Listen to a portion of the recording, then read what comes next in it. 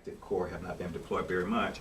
But you can see that Department of State has been deployed more than 100%, meaning people have gone on multiple deployments. And the same thing is true for aid, which has the highest utilization rate based on our analysis of 37%? And followed by DOJ, which is at 96% utilization. Okay? You have a question? Yes, what does on board mean? I'm sorry. Meaning how many people are hired and deployable, we call ready to be deployed. So that would be for us 46 and 35, right? Total? Where are you? You say? Yes. That would mean that as of the snapshot that we took, this would have been December of 2010 rather, we had 35 CRC members on board. And I think we have 34 now? Who knows? It means we have 35 on board, but they deployed, what is that, 48 times? Right. During the year, during the... Oh, so the time is times and the 35 is number as opposed to adding them? Yes. Ah, thank you. Okay, very So good. 35 people That was have your- gone out. Yes, sir. 35 You have a people question? total, but they've Yes, gone I do. out 48 times. Exactly. Okay, I'm saying all right. Okay. In the orange USAID, you have CRC active. It's my understanding that standbys can also be deployed. Why isn't, what, is active people or active also includes standby? It does not include standby. They're on the next slide. I'm sorry. No. It's a good question. Did you want to further inform standby or somebody wanted to jump in on that? Well, the standbys want to know what we did. Okay. The interagency standby utilizations are quite low across the board. Their USAID has the highest at 16%, followed by state at 5%. No, sorry, followed by Department of Commerce at 8%. So how many actual CRCS deployments were there for USAID? 27. Please. So there's Okay. 167 standbys and deployed 27 times, is Mhm. that right? And so they're harder to deploy, more notice, this and that, and yeah, and that's as much as I can inform that, basically. What were the unmet needs? Obviously, all the people that request work from the CRC don't actually end up getting fulfilled with a CRC member being deployed due to any number of reasons. And we analyzed that activity over the year, and we learned that out of 98 requests, 13 were not met because personnel were either not available, 13.27% of the time. That 8 requests were unfilled because we either did not have the people available or on board at the time. That happened 8% of the time. And we learned that the remaining 5.10% of the requests were cut short due to various extenuating circumstances in the field or here in Washington. People change their mind, the mission create to do something else or what have you. And so that's our, shall we say, these are work that, we get it halfway and we don't fully get it out the door, basically. What is the average time that a CRC spends deployed? We learned that the CRC at USAID are deployed on average 4.7 months during fiscal year 2010. And we learned that the SCRS interagency average length of deployment is estimated at 3.3 months during the same period, fiscal year 2010. So I won't spend a great deal of time talking about it, but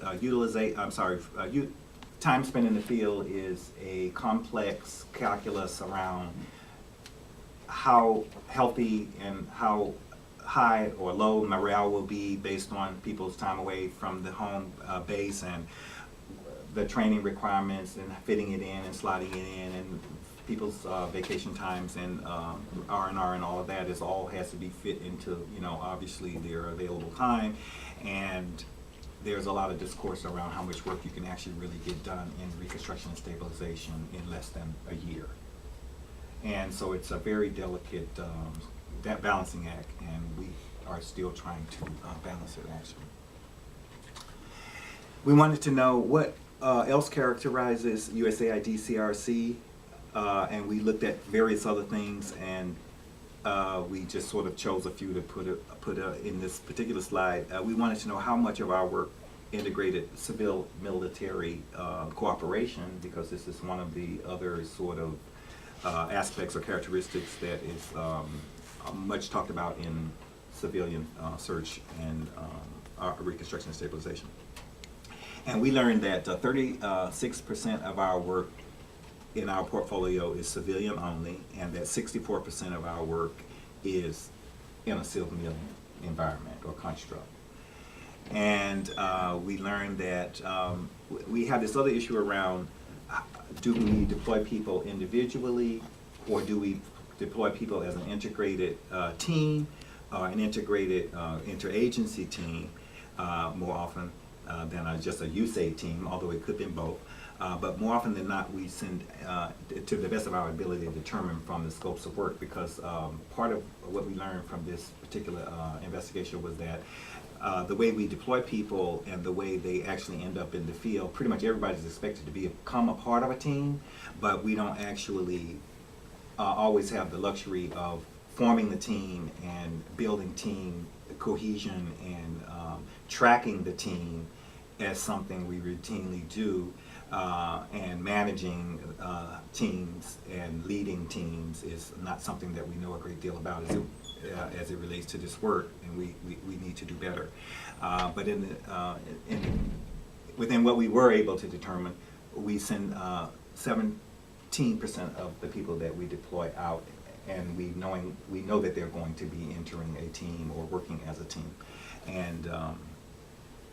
And this is a little bit at odds with much of the discourse around reconstruction and stabilization work.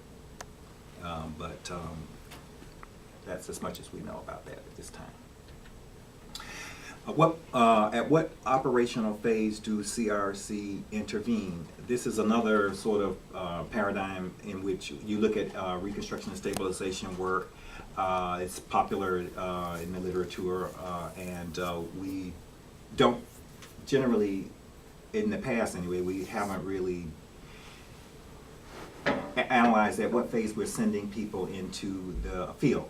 And the particular rubric we're using is whether the work is, the operational phase rather, is prevention phase, stabilization phase, reconstruction phase, or transition phase. And for those of you who have worked in conflict, this is old school for you, but for those of you who are not steeped in it, you can have very active conflict where you need to begin to do development and stabilization work, and you can send development people or diplomatic people into those environments at a very early stage. There's a lot of literature that says that the 3D should be in the planning early, but we don't know that always happens. A lot of these things are very ad hoc, but anyway, you can go in at the prevention phase before anything explodes and is happening, where you think there may be conflict that is emerging, or you can go in during the stabilization phase where the conflict is obviously trying to be mitigated, and that would be the blue section, and that tends to be the largest section where CRC members are deployed. And then in the reconstruction phase, which is usually after the peace, but usually not always, where we have CRC doing work in an environment that is volatile or fluid, and that is 35% of the time. And in the transition phase is this phase that we're popularizing this discussion around this term, the missing middle, where we actually have CRC members wrapping up what they've done during the reconstruction and stabilization phase, which is the main sweet spot of our work, and they're now trying to hand over that work to either other development actors or local owners, local governments, to own it and carry it and stabilize that work and sustain that work, is what I meant to say. And so that's a little bit as much as we know about that, and we want to do better in this transition phase, because it's a well-known weakness for aid. We don't and nor does the military, nor do it is enduring, and that we hand it off and build local capacity. Getting towards the end of the presentation, but one of the other, shall we say, frameworks in which we looked at the CRC was this model or framework for stabilization and reconstruction work that's proffered by the U.S. Institute of Peace. And basically, the U.S. Institute of Peace breaks up R&S work into basically, let's say, 5 bubbles, with the middle bubble being a cross-cutting, integrated, sort of complex kinds of work. And the bubbles, you may not be able to see them, but anyway, the purple bubble is the rule of law work. The red bubble is the safe and secure environment work, and there's tasks and types of activities that are under each one of these that I won't laundry list, but there's social well-being work in the yellow, and then this sustainable economic growth work in the green, and in the blue we have this stable governance, and that's a lot of DG work, that, and we have a lot of DG people. So in the next slide, and then in the middle one is the cross-cutting, which is things like host nation, the transition work, which is host nation ownership and capacity, political primacy, meaning building various parties and that kind of thing, security, conflict, transformation, and regional engagement, getting the countries in conflict or the country that's now in peace to integrate in the region and stuff like that. And we learned that the largest tranche of the USAID CRC portfolio for fiscal year 2010 was cross-cutting, and followed by, I guess, the next largest one would be the blue, and 17%, which would be the stable governance, which is a lot of that DG work that we're famous for. And followed by the yellow, which is the social well-being aspect of development work, and on down, with, I guess, the smallest tranche.